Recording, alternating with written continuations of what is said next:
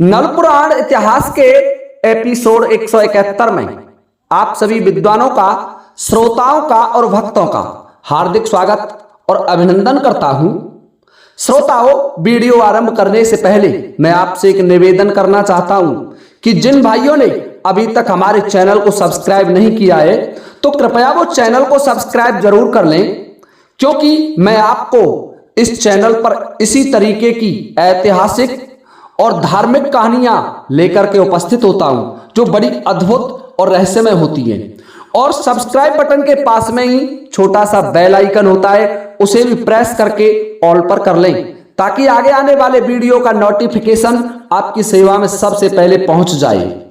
तो अब आइए श्रोताओं, मैं आपका ध्यान नलपुराण इतिहास के एपिसोड 170 से जोड़ रहा हूं। एपिसोड 170 में मैंने आपको बताया था कि राजा नल, मनसुख, ढोल कुमार, किशनलाल सबकी मृत्यु हो जाती है। चंडीमल जो कि राजा महेंद्रपाल का पुत्र था और चूड़ामण दाने का पुत्र वीरमणि सबको मौत के घाट उतार देते हैं। केवल एक बालक शेष रह जाता है जिसकी आयु 16 वर्ष है और दूल्हे बना हुआ है, चंद्रपाल। चंद्रपाल ने देखा कि उसके सभी साथी मारे गए, साथी राजा मारे गए, तो चंद्रपाल ने अपने शिविर में बैठ करके माता का स्मरण करना आरंभ कर दिया।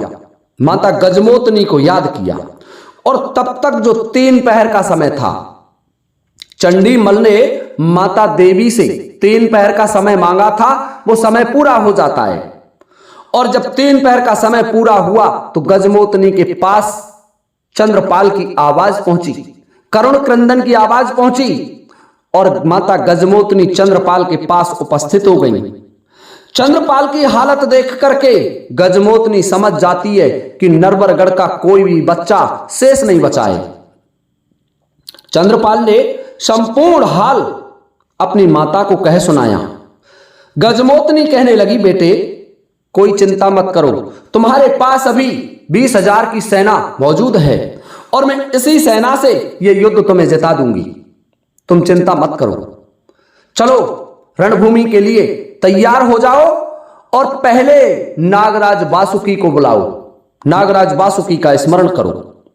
देखिए श्रोताओं, माता गजमोतनी नागराज वासुकी का आह्वान करवाती है चंद्रपाल से, और चंद्रपाल का आह्वान जब नागराज वासुकी ने सुना तो नागराज वासुकी वहां से चल देते हैं और जहां रणभूमि थी, जहां चंद्रपाल का शिविर लगा हुआ था, उस शिविर में आ जाता है। नागराज वासुकी ने चंद्रपाल को देखा तो कहने लगा, बेटे मेरा मित्र कि महाराज मारे गए, मनसुख गुर्जर भी युद्ध में मारे गए, मेरे पिता ढोल कुमार, किशनलाल सभी रणभूमि में सोए पड़े हुए हैं। यह बात सुनकर के नागराज वासुकी कहने लगे कि अभी मेरे मित्र का उपयुक्त जाने का समय नहीं आया, मेरे मित्र का परम धाम को जाने का समय नहीं है और उन्हें इस तरीके से मुझसे कोई दूर नहीं कर सकता। मैं नागलोक को जा रहा हूं, मैं अमृत लाऊंगा बेटे, तुम घबराओ मत, यह युद्ध हम जीतेंगे। देखिए श्रोताओं, ऐसा कहकर के नागराज वासुकी नागलोक को वापस लौट जाते हैं और रानी गजमोतनी चंद्रपाल से कहने लगी कि मौका है, सेना सजाओ, आदेश दो सेना को। 16 वर्षीय राजकुमार जिसकी आयु अल्प थी अपने घोड़े पर सवार हो जाता है और अंतिम प्रयास करने के लिए माता गजमोतनी को साथ में लेकर के रणभूमि की तरफ चल देता है। उधर जो चंडीमल और चूड़ामण थे, दूसरा दिन हो गया, प्रातःकाल का वक्त हुआ तो वो भी युद्ध के मैदान में आ जाते हैं। वो सोच रहे थे कि आज का युद्ध अंतिम होगा और इस दूल्हे को समाप्त करने में हमें कुछ ही समय लगेगा। जो बड़े बड़े योद्धा थे, बड़े बड़े तलवारबाज थे, उन सबको तो हमने धराशायी कर दिया, अब शेष ही क्या बचा है। परंतु देखिए श्रोताओं, जब युद्ध के मैदान में चंडीमल आया और चूड़ामण दाने का पुत्र आया तो महारानी गजमोतनी के पास 4 वीर थे। रानी गजमोतनी उन 4 वीरों का इस्तेमाल युद्ध भूमि में किया करती थी। रानी गजमोतनी ने चारों वीरों को याद किया और जब चारों वीर युद्ध के मैदान में उतरे तो सुरक्षा व्यवस्था में लगा दिया चंद्रपाल की में कि चंद्रपाल पर एक भी अस्त्र का प्रहार नहीं हो जाए, ये तुम्हारी जिम्मेदारी है। और चंद्रपाल को भेज दिया चंडीमल के सामने कि जाओ पुत्र, वध करो इस चंडीमल का, मैं इस पर जादू चलाती हूं। जब वो चंडीमल के सामने चंद्रपाल 16 वर्षीय युवक हाथ में नगिन तेग लेकर के आया तो चंडीमल ने भी उधर से अपने अस्त्रों का प्रहार किया, परंतु माता गजमोतनी ने अपने वीरों को उसके ऊपर जमा दिया था। कोई भी तेग तलवार उस पर प्रहार नहीं कर सकती थी। चंडीमल मन में विचार करने लगा कि मैंने ऐसे योद्धाओं को मार दिया, फिर इस एक छोटे से राजकुमार में इतनी शक्ति कहां से आ गई। श्रोताओं, चंद्रपाल ने चंडीमल को भूमि पर पटक लिया और एक ही प्रहार से माता गजमोतनी ने उसे पहले ही निस्तेज कर दिया था अपना जादू चला करके, और एक ही प्रहार से चंडीमल का सर धड़ से अलग कर दिया। चंडीमल की गर्दन कट करके जैसे ही दूर जाकर के गिरी तो जो वीरमणि था चूड़ामण दाने का पुत्र रणभूमि छोड़ करके भाग गया, क्योंकि वो जानता था कि आज मैं मारा जाऊंगा, मुझे कोई नहीं बचा पाएगा, इसलिए मुझे यहां से पलायन करने में ही फायदा है। वीरमणि तो रणभूमि छोड़ करके भाग जाता है और चंडीमल रणभूमि में मारा जाता है, परंतु देखिए श्रोताओं, वह रणभूमि में चंडीमल ही नहीं, राजा नल, मनसुख और ढोल कुमार, किशनलाल और अन्य साथी राजाओं की लाशें पड़ी हुई थी। चंद्रपाल युद्ध को जीत करके वापस अपने शिविर में आ जाते हैं और अपनी माता गजमोतनी से कहने लगे कि माता, इन लाशों का अंतिम संस्कार भी करना है। कि नहीं बेटे, इनके अंतिम संस्कार का समय नहीं आया, तुम्हारे पिताजी के मित्र नागराज वासुकी लौटते ही होंगे, अभी इनका समय नहीं आया, अभी यमराज में इतनी शक्ति नहीं है कि राजा नल को मार दे। मनसुख गुर्जर का अभी समय नहीं आया, किशनलाल और ढोल कुमार का समय नहीं आया। देखिए श्रोताओं, राजा नल बड़े शक्तिशाली थे और जिसके पास अमृत का कुंड था वो नागराज वासुकी उनके मित्र थे। तो नागराज वासुकी स्वयं अमृत लेकर के आते हैं और उस अमृत की वर्षा राजा नल की सेना पर कराई जाती है। जैसे रामायण में भी भगवान राम ने बानरों के ऊपर अमृत वर्षा करवाई थी जिससे बानर जीवित हो गए थे, ऐसा एक प्रमाण है। ठीक उसी तरीके से नागराज वासुकी ने अमृत की वर्षा की और अमृत की वर्षा जैसे ही अमृत के छींटा उन मृत योद्धाओं को लगे तो समस्त योद्धा खड़े हो जाते हैं और ऐसा महसूस हुआ उनको कि जैसे वो सोने के बाद जगे हो। सभी योद्धाओं ने देखा कि चंद्रपाल रणभूमि में विजयी मुद्रा में खड़ा हुआ है और समस्त सैनिक जय घोष करते हुए अपने शिविर को आ जाते हैं। महाराज नल समझ जाते हैं कि मुझे किसी और ने जीवित नहीं किया, केवल गजमोतनी और नागराज वासुकी ही जीवित कर सकते हैं। महाराज वासुकी सामने खड़े हुए मिलते हैं तो दोनों मित्र आपस में बाहें फैला करके एक दूसरे से मिलने लगे। जैसे भगवान राम और भरत का मिलाप हुआ ऐसे ही दोनों मित्रों का मधुर मिलन हो जाता है और संपूर्ण सेना को जीवित करा करके अपने शिविर में आ जाते हैं। श्रोताओं, राजा नल वासुकी से कहने लगे, मित्र, मैंने आपका इतना स्मरण किया रणभूमि में, लेकिन आपने उस समय मेरी सहायता नहीं की। और हे महारानी गजमोतनी, तुम तो मेरी सुरक्षा में 24 घंटे खड़ी रहती हो। जब मैं तुम्हें याद करता हूं तुम मेरी सुरक्षा करती हो, लेकिन जब मेरा बुरा समय आया तो तुम भी मेरी सहायता ना कर सकी। रानी गजमोतनी कहने लगी कि महाराज, ये चंडीमल की तपस्या का परिणाम था।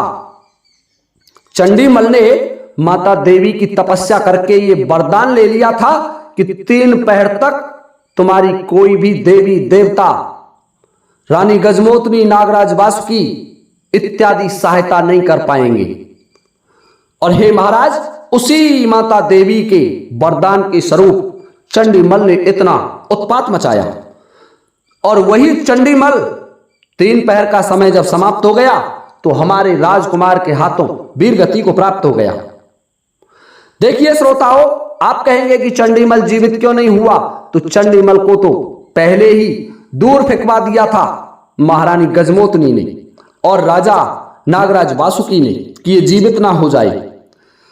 हे श्रोताओं, ध्यान से सुनने की बात है। राजा नल की संपूर्ण सेना जीवित हो जाती है, जय घोष करने लगी, और महाराज महेंद्र पाल को फिर एक खत लिखवाया राजा नल ने, और खत लिखवा करके भेज दिया कि राजन, कल की रणभूमि में तुम्हारा बड़ा पुत्र चंडीमल मारा गया, और अब आज आपकी बारी है।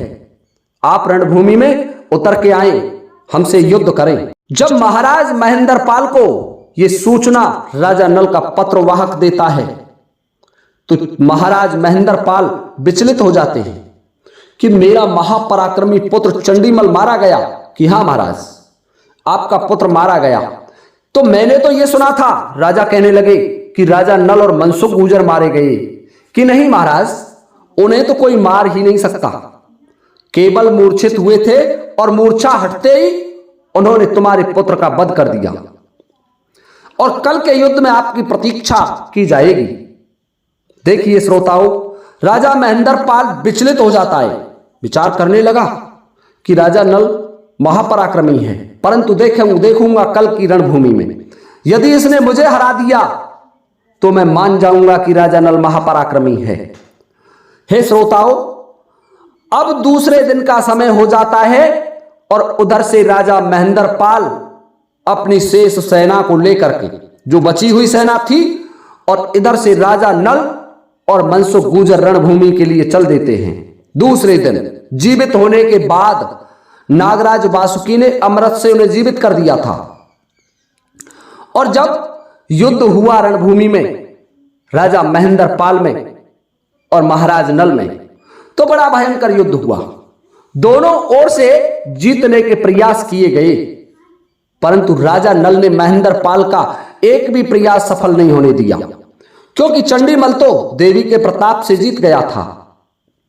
हे श्रोताओं, अब राजा नल राजा महेंद्र पाल से कहने लगे कि राजन, अपने आप को बचाओ, मैं तुम्हें बंदी बनाने वाला हूं।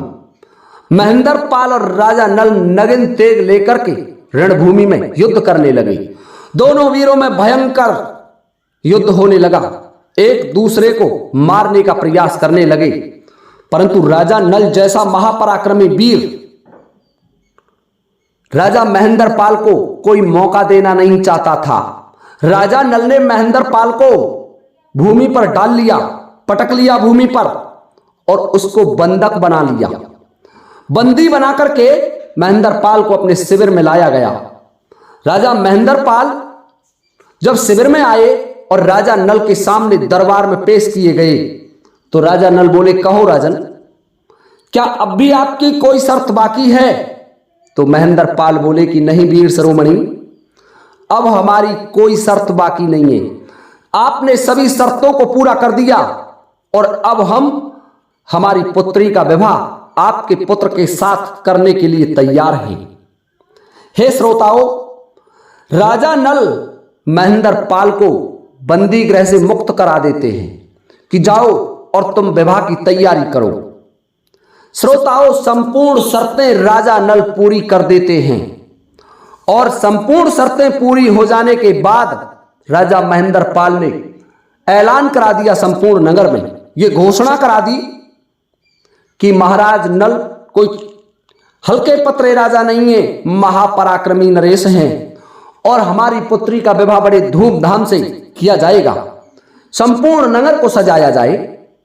तो वहां के सेवकों ने, महाराज की जो सेना थी और सेवक थे, उन्होंने संपूर्ण नगर को सजाया और राजा नल से कहा कि राजन, अपने पुत्र को वरना बना करके मंडप में भेज दिया जाए।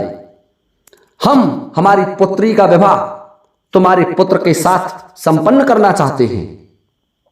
देखिए श्रोताओं, राजा नल ने लाखा दादा को साथ लिया और अपने पुत्र चंद्रपाल को वरना बनाया और वरना बना करके लेकर के चल देते हैं मंडप की तरफ। उधर राजा महेंद्रपाल ने अपनी पुत्री चंद्रवती को सजाया, दुल्हन बनाया और वो भी मंडप के नीचे ला करके बैठा दी गई। श्रोताओं, लाखा दादा ने, लाखा ब्राह्मण ने चंद्रपाल का विवाह चंद्रवती के साथ संपन्न करा दिया।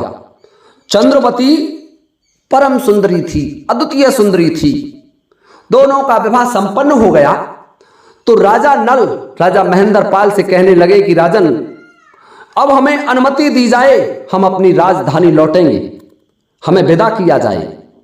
राजा महेंद्रपाल राजा नल को सम्मान सहित विदा करते हैं, अपनी पुत्री को विदा करते हैं और दहेज में 10,000 हाथी, 10,000 घोड़े और 20,000 पैदल सेना दी गई। क्योंकि राजा लोगों का दहेज यही होता था। राजा दहेज में सेना देते थे, हाथी, घोड़ा, पलटन, ये दहेज चलता था उस समय। राजा नल को सम्मान सहित महाराज महेंद्रपाल ने विदा कर दिया, अपनी पुत्री का डोला चंद्रपाल के साथ भेज दिया और राजा नल अपने पुत्र, अपने नाती चंद्रपाल का विवाह करके राजधानी नरवरगढ़ में लौट आते हैं संपूर्ण सेना सहित। जय जयकारों से संपूर्ण नरवरगढ़ गूंज उठा। श्रोताओं, आपको एक बात और बताना चाहूंगा, राजा नल का ये अंतिम मैदान है, क्योंकि इससे पहला भाग मैं सुना चुका हूं और एक भाग और रहा है, उसमें ज्यादा से ज्यादा 2 एपिसोड और आएंगे और फिर ये नल पुराण इतिहास समाप्त हो जाएगा। अब अगले एपिसोड में मैं आपको बताऊंगा कि राजा नल अपने परम धाम को कैसे जाएंगे। ये अंतिम एपिसोड होंगे, 2 एपिसोड और बाकी हैं। यदि आप कहें तो इसके कुछ छूटे हुए मैदान और बचे हैं, लेकिन वो कोई खास नहीं है, ज्यादा अच्छे नहीं है, इसलिए उनको मैंने छोड़ दिया। छोटे मोटे मैदान हैं और ये नल पुराण इतिहास अब संपूर्णता की ओर अग्रसर है। राजा नल ने संपूर्ण राजाओं को सम्मान सहित विदा कर दिया अब और उनके नाती चंद्रपाल का विवाह संपन्न हो गया। श्रोताओं, मनसुख गुर्जर भी महाराज नल से अनुमति लेकर के अपनी राजधानी शाहनुमाने को लौट जाते हैं। देखिए श्रोताओं, ये संपूर्ण भाग, ये मैदान पूर्ण हो चुका है और अगले भाग में मैं आपको बताऊंगा कि राजा नल मनसुख कैसे अपने परम धाम को जाते हैं। क्योंकि राजा नल अंशावतार थे, 4 कला से अवतार थे और वो परम धाम को जाएंगे। वो समय कैसा होगा, क्या स्थिति होगी, वो आपको कल के वीडियो में आपकी सेवा में लेकर के उपस्थित हो जाऊंगा। तब तक के लिए आप सभी से चाहता हूं अनुमति इस वीडियो को विराम देने की। इसी के साथ जय हिंद, जय भारत।